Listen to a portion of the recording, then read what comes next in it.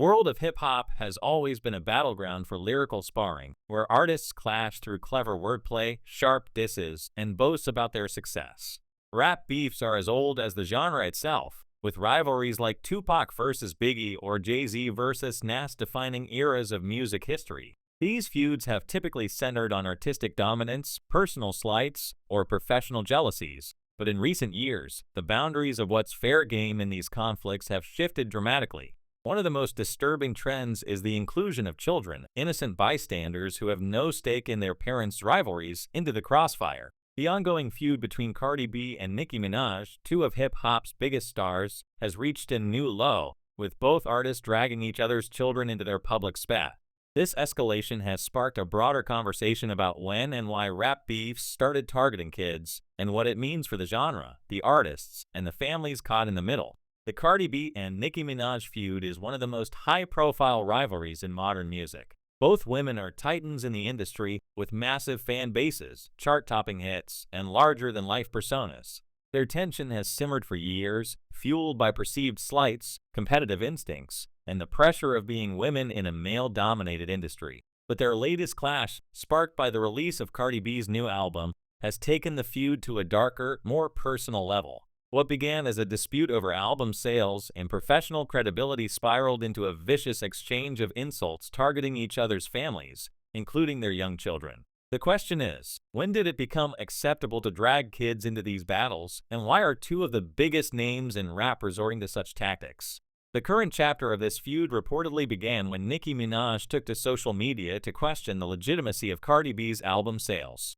In a series of now-deleted posts on X, Nicki allegedly suggested that Cardi had inflated her numbers, a serious accusation in an industry where chart performance is a badge of honor. Cardi, who was reportedly at home relaxing when the post surfaced, was blindsided by the attack. She fired back, questioning why Nicki was so fixated on her album and pointing out the age gap between them, noting that she was still in high school when Nicki debuted. According to Cardi, the attack came out of nowhere, disrupting what had been a peaceful day. Whether Nicki's comments were unprovoked or triggered by something behind the scenes remains unclear, but the situation escalated quickly, veering into deeply personal territory. The feud took a particularly ugly turn when both artists began targeting each other's children. Cardi accused Nicki of struggling with fertility issues, insinuating that her use of drugs had impacted her ability to conceive. This was a low blow, striking at Nicki's personal life and her role as a mother. Nicki didn't hold back in her response, denying the fertility accusations and claiming she had never visited a fertility doctor. She went further, mocking Cardi's personal life, referencing her husband's alleged infidelity, and even threatening legal action, claiming she had access to Cardi's medical records. Nicki's posts were laced with religious undertones, framing Cardi as someone who had sold her soul and was now facing divine retribution. She contrasted her own planned pregnancies with what she portrayed as Cardi's chaotic personal life, drawing a sharp distinction between herself as a queen and Cardi as a lesser figure. The exchange grew even more vicious when Nicki brought Cardi's daughter, Culture, into the fray. In a series of posts, Nicki called Culture ugly and referred to her as a vulture, a cruel jab that went beyond the usual boundaries of rap beefs. She also revisited past controversies, accusing Cardi of using derogatory terms like monkeys and roaches to describe black women, warning that those same words could one day be hurled at Culture. Nicki's comments were not just personal, they were calculated to inflict maximum emotional damage, targeting Cardi's identity as a mother and her daughter's innocence. Cardi, in turn, didn't shy away from hitting back just as hard. She brought Nicki's son, Papa Bear, into the conversation, mocking his developmental milestones and suggesting that Nicki's alleged drug use had caused him harm. Cardi claimed Papa Bear was nonverbal and struggling because of his mother's choices, even going so far as to express pity for him on his birthday, accusing Nicki of neglecting him to focus on their feud. She also dredged up painful allegations about Nicki's family, claiming that Nicki's father was a crack addict and making serious accusations about her brother's past. Cardi demanded that Nicki produce any medical records she claimed to have and told her to leave her family alone, warning that she had her own tea to spill about Papa Bear if pushed further. This back and forth wasn't just a clash of egos, it was a brutal, no-holds-barred attack on each other's most vulnerable points. Both artists crossed lines that are rarely breached, even in the most heated rap battles. The inclusion of children like Culture, who is 8 years old, and Papa Bear, who is 5, marked a significant departure from the traditional rules of engagement in hip-hop feuds. Historically, rap beefs have focused on lyrical skill, street credibility, or professional achievements. Dissing an opponent's flow, their record sales, or their authenticity was standard fare. But targeting a child's appearance, development, or future is a new and troubling frontier.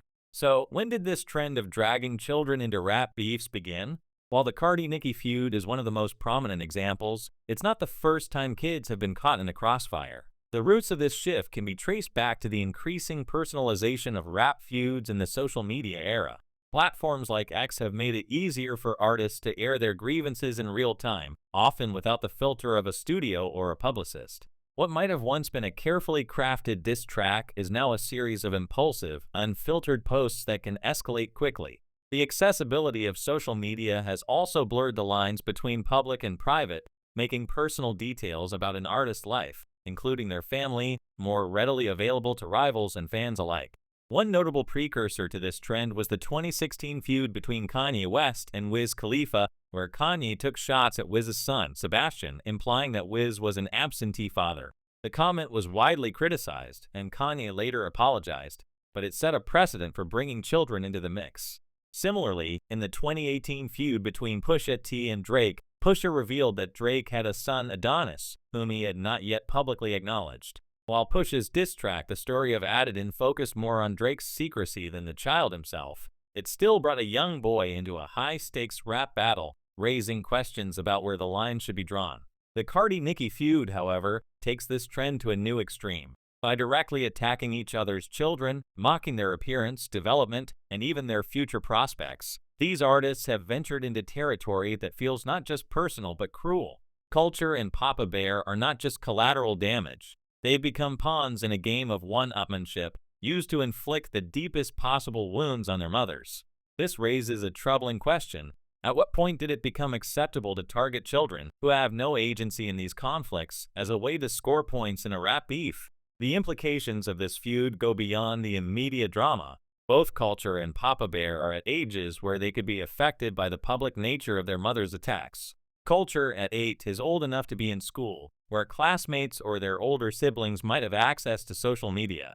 Even if kids her age aren't supposed to have phones, the internet is inescapable, and cruel comments about her appearance could easily make their way to her. Imagine a child hearing from a peer that they're ugly or a vulture because of something posted online. That's not just a fleeting insult. It's the kind of thing that can linger, shaping a child's self-esteem and sense of security. Papa Bear, at 5, is even younger, but the allegations about his development are no less damaging. Cardi's claims that he's nonverbal or struggling because of Nicki's choices could follow him as he grows, especially if they're repeated by peers or amplified online. Kids can be ruthless when given ammunition like this, and the stigma of being labeled slow or disabled in a mocking way could have lasting effects. Both children are innocent, yet they're being used as weapons in a feud that has nothing to do with them. It's a stark reminder that words, especially in the digital age, have a permanence that can't be undone. Screenshots live forever, and the internet never forgets. This feud also highlights a broader cultural shift in how celebrity conflicts play out. In the past, rap beefs were often contained to music, diss tracks, ciphers, or interviews where artists traded bars. But social media has changed the game, allowing for real-time, unfiltered attacks that can escalate far beyond what a song could contain. The immediacy of platforms like X means that artists can respond to slights in the moment, often without pausing to consider the consequences. What might have once been a private disagreement or a carefully planned diss is now a public spectacle, with fans and onlookers amplifying every word.